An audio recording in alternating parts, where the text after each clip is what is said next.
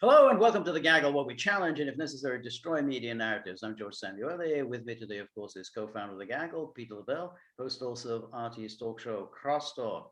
Well, there's a very interesting development in the United States. The president, who apparently is Joe Biden, though no one is entirely certain of this, he's certainly the one person who was sworn in on January the 20th, has lashed out at Governor Rick DeSantis over the rising cases of COVID. This has naturally irked Governor DeSantis for the obvious reason that the border in the United Mexico and Texas is wide open, and people are coming in, migrants coming in illegally, who are carrying the COVID virus. They're free to come in. No one is getting turned away at the border. Remember, if you try getting into the United States from the airport, you're not even going to get on a plane to fly to the United States if you're carrying a virus. Can you get in from Canada? Exactly. And, even if you come in and you've been fully vaccinated, you still have to take a test to ensure that you are COVID negative. But here, apparently, if you're an illegal, you waltz in irrespective of whether you're carrying the virus or not. So naturally, Governor DeSantis brought this up and said, I'm not going to be lectured by somebody who's leaving the border open. Very good point. And Biden may find that he's going to be in the same problem that Trump was in, which is everyone is going to blame the president for the spike in cases. And much as Trump wanted to shift the burden onto individual governors who weren't cooperating with him, Biden is going to have a problem trying to say, oh, the villain is DeSantis. I'm doing a great job, but it's all DeSantis or Governor Abbott in Texas. It isn't going to work. And I think Biden's poll numbers are plummeting. I think in large part because of this. This is the one thing he had going for him. And this is what we were talking about with Richard Barris the other day. This is a real problem for him. But for DeSantis, it's rather nice. I mean, he's got. I mean, Trump is still in the kind of background, but DeSantis is the one who's now. He's the person who's on TV all the time. Trump. You see him once every few weeks. DeSantis, we see him every day, and he's certainly raising his profile. Okay, Peter, what do you think? Well, it's interesting. If I can maybe take a step back, it's very interesting. I've been watching DeSantis very, very carefully. He's remarkably proactive for a Republican. Republicans, they're usually just dumbasses and they react to everything. But DeSantis he's kind of deciphered the code. He goes on the offensive all of the time, and he's very, very effective at it. He shows just the amount of tenor. He doesn't get angry, right, but he's very, very stern and firm. And again, this is part of the drama of American politics. For those that don't understand the thick description of it all here, the governor can say F you to the president of the United States and get away with it and be applauded for it too, right. Okay? And so DeSantis, all of this is colliding together. Biden ran, I'm going to get rid of the virus. Well, he's not, okay? And the CDC, whatever it stands for now, because we could use different, change the acronym around a bit. But I mean, it's completely useless. I mean, no one listens to it anymore. And DeSantis is just saying, no, this is how we understand it. And this is what we're going to do for our state. And it's working. It's working. And that's why Biden and his administration are furious, because Florida is taking the initiative. Florida is sending its own troopers, state troopers, to Texas to help out Abbott. Right. All right. So, I mean, this is a mixture of very, very sophisticated messaging and a president that is absolutely flailing on this particular issue. Okay. Right. No, I think that's a very good point.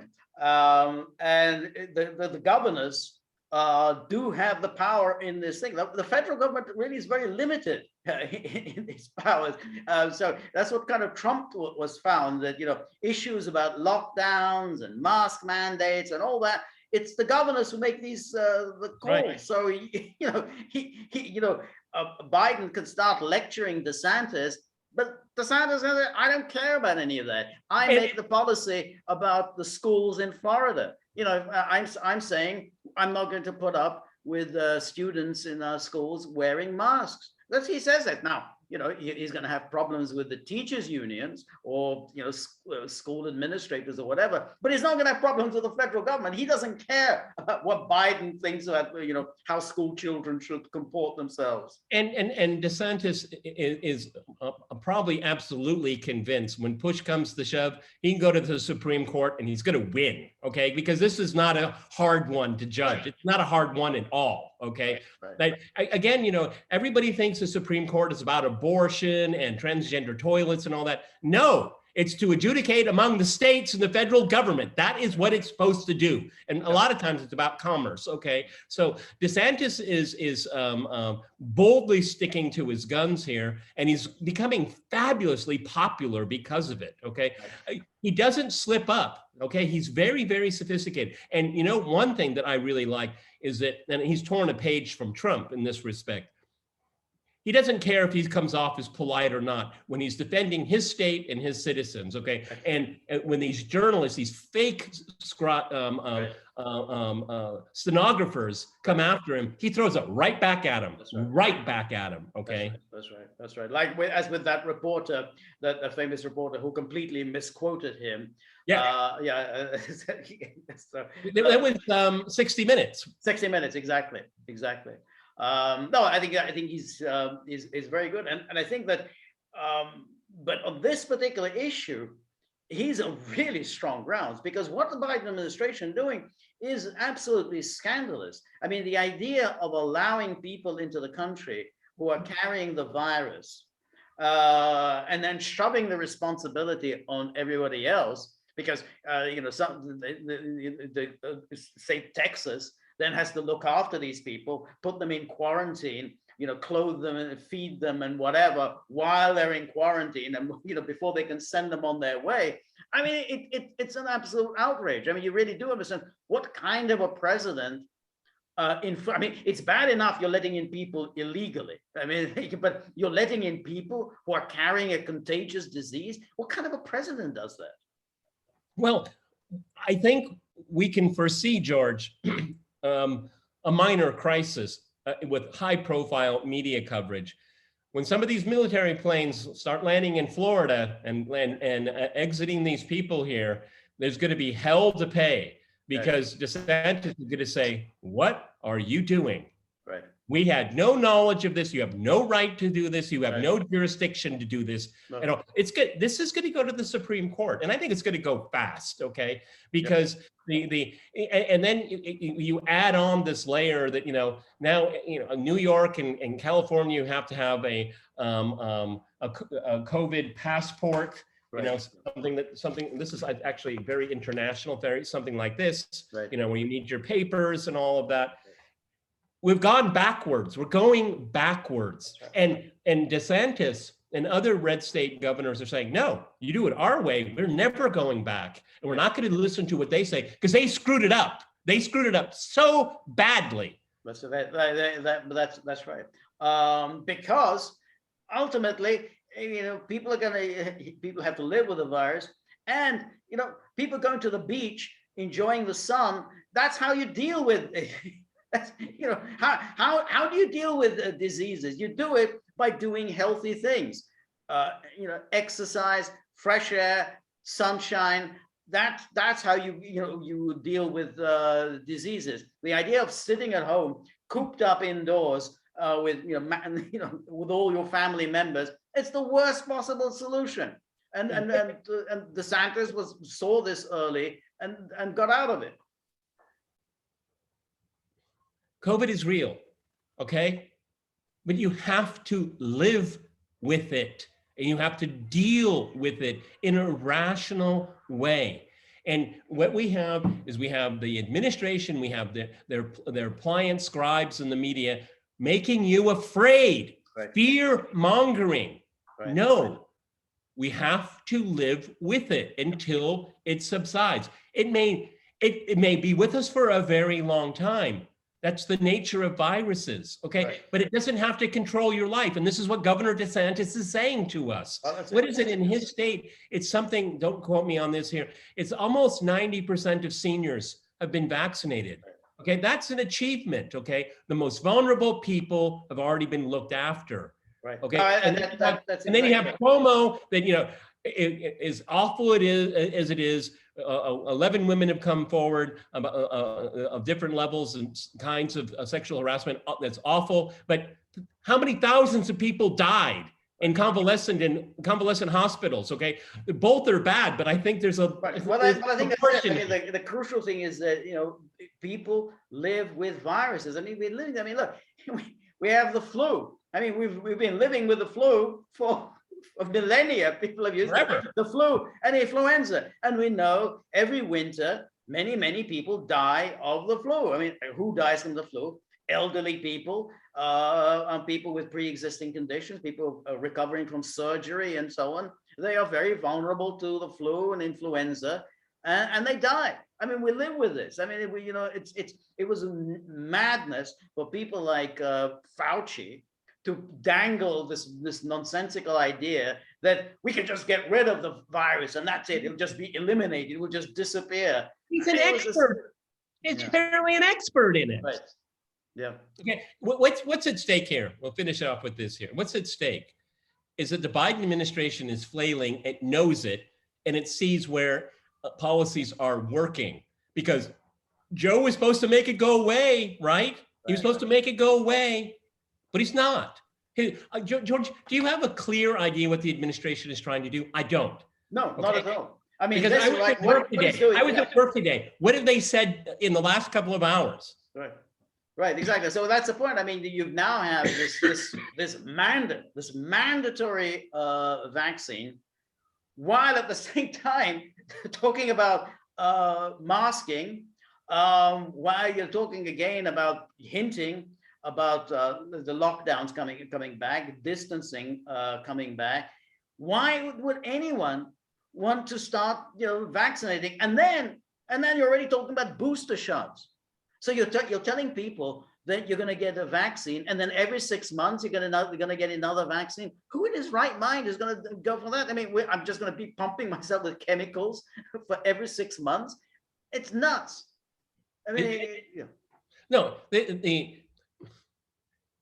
why can't we learn from the lessons of the last 18 months? Okay. Right. Apply what works. Okay. And don't panic. Don't panic. And there's panic that is coming out of the White House, coming out of Fauci, coming out of the media. Well, no wonder a third of the people, the population say, you guys have no idea. You keep changing the goalpost. Right. You know, we got 2 weeks, flatten the curve. Remember that, George? Right. Yeah. Okay. And then everything that's happened since mask, you know, 1 mask, no mask, 3 masks. Okay. They're the ones that are creating hesitancy. George and I are both vaccinated, folks. Right. Okay. Right. But exactly. I mean, it's a matter of the panic. And so in the same way, yes, cases are rising, but deaths are not rising. Not. And that's the crucial thing. The deaths are not rising. So yeah, okay, the virus is still there, but people are not dying from it. What was it was on one of the Fox shows last night. There was they got, I think it was on Laura, is that I think it was in Florida, and there was a Zoom call of different hospital providers, and they're saying, you know, we have 10% capacity, we have 90% capacity open. We're getting 10%. Another guy, we're at 15%. We got one of them said something like, you know, 15% occupancy, and we have 1,000 beds. So this is fear mongering. It is fear mongering. It's really simple here. George and I are not doctors, but we know something about history. Pandemics are part of the human existence, okay? And what you do is you learn how to deal with it. You learn how to cope with it. You use your head, okay? Think about it. And you know what? 99% of the time, common sense is the answer. No, I think so. And I think the problem is, of course, obviously the media have been playing for many years, they've been playing the pandemic hysteria game. Because remember, I mean, we had the first SARS, we have the bird flu, we had Ebola. Every few years we get the new health scare. Time magazine will always have this sort of the new health scare. My God, we're all going to die of avian flu in the coming years. And of course, you remember the granddaddy of them all, which was the AIDS scare of the 1980s, which is again tens of millions of people in the world we're all going to be wiped out. So there's the media are always spreading this essentially pandemic porn. But I think what's happened this time is that you've got a political class seized on this and decided they were just going to ride with it and they were never going to let go of it. Yeah, but you know what? The convenience for their narrative is that they get to identify and coalesce the enemy who we're against, okay? Right. And they always try to conflate it with Trump supporters, which is nonsensical. Right. It's basically poor citizens. You have a lot of minorities, particularly African Americans, that are very hesitant to take it. Okay, so what you have is the Democratic Party taking this playbook and they're attacking the quote unquote part of their own coalition. No, but it's Trump's fault. It doesn't make any sense. It doesn't make any sense whatsoever. And no, that's right. And presidency. No, that's right. And what they're doing, which is very deceitful, is they're conflating two different issues, which is right.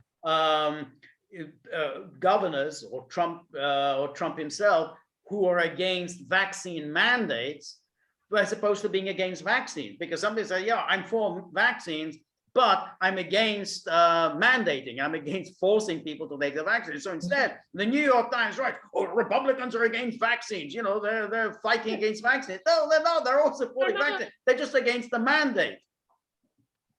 And same with, yeah.